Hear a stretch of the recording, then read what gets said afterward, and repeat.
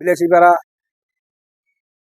State বেংকত যোৱা দেওবাৰে ৰাতি নিশা ডকাইতি পিছফালে ভেন্টিলেশ্যন ভাঙি পেলাই ডকাইতি কৰিছে।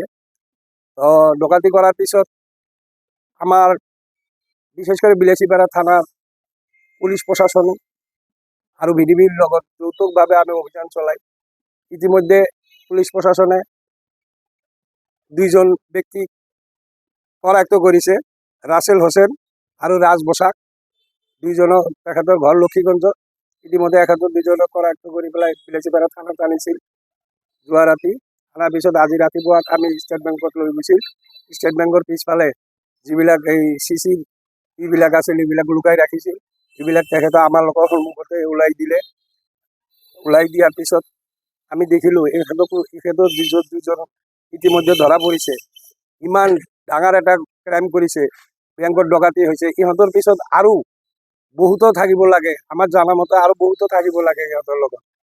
আমি প্ৰশাসনক ধন্যবাদ জনাইছোঁ যে এই দুইজনক কৰায়ত্ব কৰিব পাৰিছে। তাৰ আগতেও আমাৰ এই বিলাসীপাৰা চহৰত কেইটামান দোকানত ভেন্টিলেশ্যন ভাঙি পেলাই চুৰি কৰিছে, কিবা কিবি বস্তু সামগ্ৰী লৈছে। দেখা যায় যে এইবিলাক সব নতুন ডেকা ডেকা ল'ৰা। কিছুমানৰ বয়স আমাৰ ৰাজ বসাকৰ বয়স 20 বছৰ আৰু ৰাজ হোসেনেৰ বয়স 23 বছৰ। কিন্তু সৰু ল'ৰাবিলাকে এনেকুৱা ভয়ংকৰ কামবিলাক চুৰিকাণ্ড কৰিছে। CCTV ফুটেজত দেখি পেলাই দুইজনক কৰায়ত্ব কৰিছে। সামগ্ৰী উদ্ধাৰ হৈছে। ইতিমধ্যে চিচিৰ যিবিলাক মেচিনবিলাক আছিল এই মেচিনবিলাকে উদ্ধাৰ কৰিছে। আমাক লগত লৈ পেলাই কিছুমান লুকাই ৰাখিছিল তেখেতসকলে, যাতে সিহঁতে প্ৰশাসনে নাপায় এইবিলাক ওলাই দিছে।